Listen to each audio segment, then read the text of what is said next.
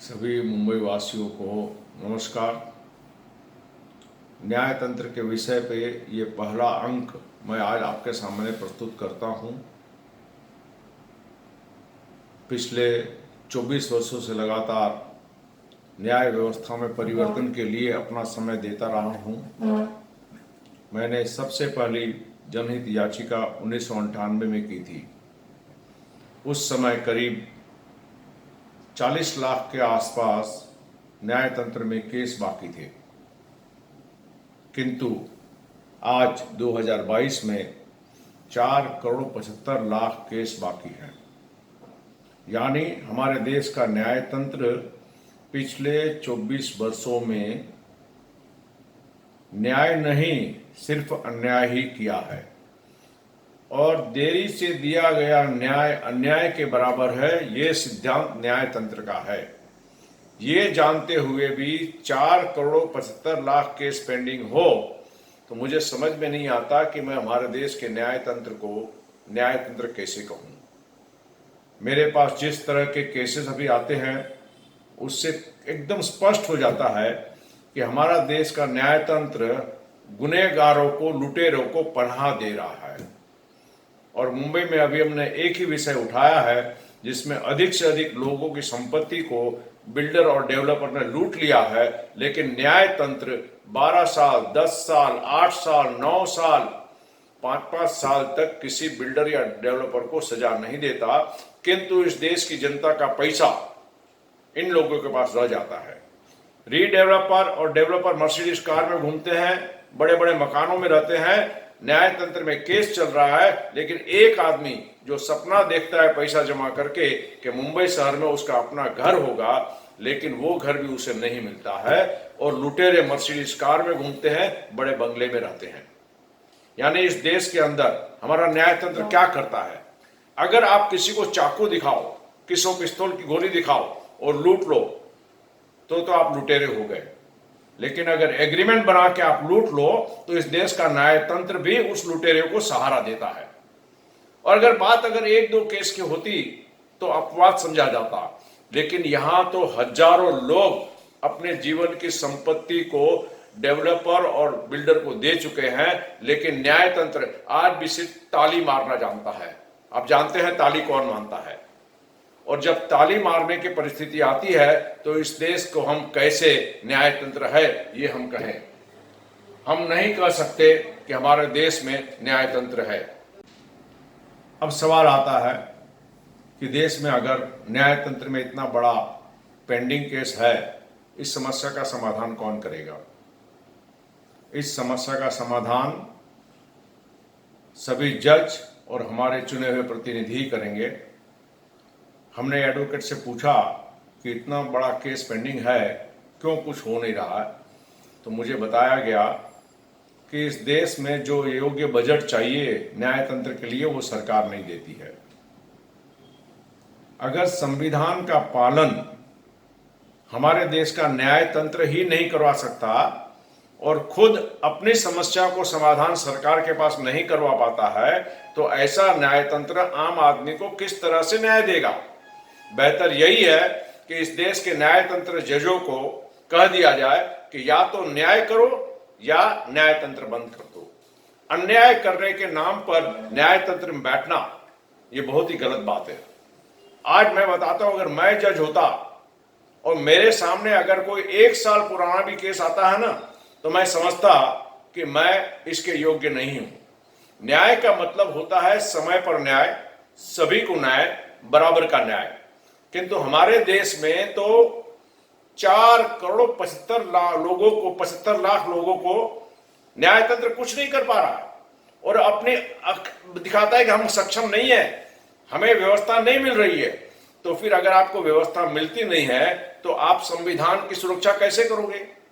न्याय मिलना प्रत्येक नागरिक का अधिकार है, लेकिन इस देश के न्यायतंत्र अगर समय पर न्याय नहीं दे पाते, सभी को न्याय नहीं दे पाते, बराबर का न्याय देता हूं, तो मैं समझता हूं ये सब चीज को छोड़कर न्यायतंत्र को ताला मार दें और एक ही बात रखें कि जिसकी लाठी उसकी भैंस, वही कानून चलेगा। आने वाले दिनों में किसी भी जजों पर, और ये मैं खुद नहीं करा, जब तक जज अपने पद पर बैठे हैं तब तक कुछ करते नहीं है और पद को छोड़ने के बाद बड़ी बड़ी बातें करने लगते हैं। आश्चर्य की बात तो उस समय हुई जब मैंने एक बार अखबार में पढ़ा कि हमारा देश का न्यायतंत्र अंतरराष्ट्रीय स्तर का है, यानी हमारा जुडिशरी सिस्टम जो हुआ इंटरनेशनल स्टैंडर्ड। मैंने सोचा कि ये ऐसी बात कही किसने है, तो पता चला कि 5 लोगों ने हमारे देश के न्यायतंत्र की प्रशंसा की। सबसे पहले हमारे देश के प्रतिनिधि जिसको हम चुनते हैं वो कहते हैं कि हमें न्यायतंत्र पर पूरा भरोसा है, क्योंकि जानते हैं कि हम कितना भी स्कैंडल करेंगे, कितना भी लफड़ा करेंगे, कितने भी गलत लोगों को सजा देंगे, इस देश का न्यायतंत्र कुछ करने वाला नहीं है। दूसरा, इस देश के बड़े बड़े एडवोकेट जिसे मैं न्यायतंत्र का दलाल कहता हूं, और जब तक ये न्यायतंत्र के दलाल इस देश के न्यायतंत्र में रहेंगे, निश्चित रूप से तय कर लीजिए कि इस देश का न्यायतंत्र कभी नहीं सुधरेगा। मैंने एडवोकेट दोस्तों से बात की तो कुछ ईमानदार एडवोकेट ने कहा कि हमारे देश में तो एडजर्नमेंट एडवोकेट है, यानी जिस एडवोकेट का धंधा यही है कि तारीख दिलाना, और यही कारण है कि एडवोकेट तारीख भले मांगते हैं, मुझे उसका दुख नहीं है, लेकिन हमारे देश के जज बिना जस्टिफिकेशन, बिना कारण के तारीख दे कैसे देते हैं? आप किस पद पर बैठे हो, ये तो जरा जज को सोचना चाहिए।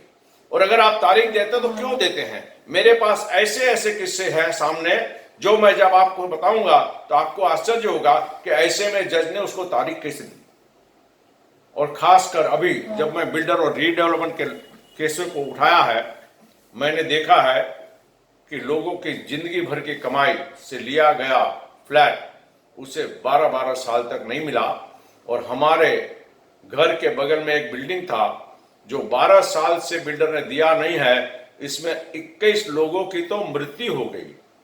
तो मुझे बताइए कि ऐसे न्यायतंत्र का क्या जरूरत है? या तो न्यायतंत्र न्याय करे, अगर उसे कोई चीज सरकार नहीं देते हो तो पहले सरकार को मजबूर करे।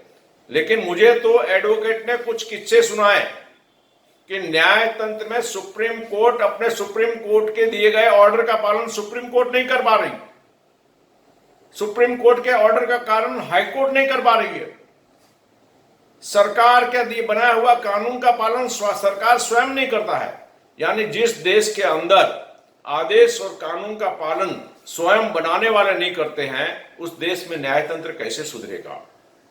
इसलिए हम सबको इस विषय पर गंभीरता से सोचकर आगे बढ़ना है। आज सोसाइटी फॉर फास्ट जस्टिस हमारी संस्था है जिसके माध्यम से हम सभी उन लोगों के लिए जिसको बिल्डर और डेवलपर ने परेशान किया है उसका एक हम डाटा जमा कर रहे हैं। मुंबई शहर में वे लोग जिनको बिल्डर से परेशानी मिली है, पैसा लेने के बाद जगह नहीं दी, सोसाइटी को समय पर फ्लैट नहीं दिया, या रीडेवलपमेंट का बात करके पैसे ले लिए और कुछ नहीं किए, तो ऐसी अगर समस्या है तो आप सब हमें अवश्य संपर्क करें। सोसाइटी फॉर फास्ट जस्टिस की एक वेबसाइट है, उस वेबसाइट पे जाकर आप वॉलंटियर मेंबर बन जाएं और आपको एक टेलीफोन नंबर दिया जाएगा जिसमें आपको अपना मैसेज देना है। अगले अंक में आपको पूरी विस्तृत जानकारी देंगे जिसमें लिखा होगा कि आपको कौन से विषय, कौन से टेलीफोन नंबर और कौन से ईमेल पर आपको अपना डिटेल भेजना है। अभी आप चाहें तो अपना ईमेल कर सकते हैं societyforfastjustice@gmail.com, क्योंकि ये बहुत बड़ी गंभीर समस्या है। लोगों को पैसे लेकर एग्रीमेंट बनाकर लूटना, इस बात का दुख नहीं, किंतु हमारे देश में न्यायाधीश और हमारा न्यायतंत्र भी इन बिल्डर और डेवलपर को समर्थन करता है। रेरा बन गया तो रेरा काम का नहीं। आपको मैं बता दूं, इतने सारे केस है जहां पर 80-80 लाख रुपया लेकर बिल्डर कुछ दे नहीं पा रहा है और 10-10 साल हो गए, उसके बाद भी हमारे देश का न्यायतंत्र कुछ नहीं कर पाता है। तो इसे न्यायतंत्र हम नहीं कर सकते हैं, ये सबसे बड़ा अन्यायतंत्र है। एक गुंडा तो 10 आदमी को परेशान करेगा, 100 आदमी को परेशान करेगा। अगर कोई चाकू दिखा के या गोली दिखा के आता है उसे पकड़ा जाता है, लेकिन यहाँ एग्रीमेंट बना के जो धमकी देता है कि तुमको अगर कुछ चाहिए तो तुम कोर्ट में जाओ, क्योंकि उसे पूरा विश्वास है कि हमारा देश का कोर्ट में अगर केस चला गया तो 10 साल तक उस बिल्डर लुटेरों को कुछ होने वाला नहीं है।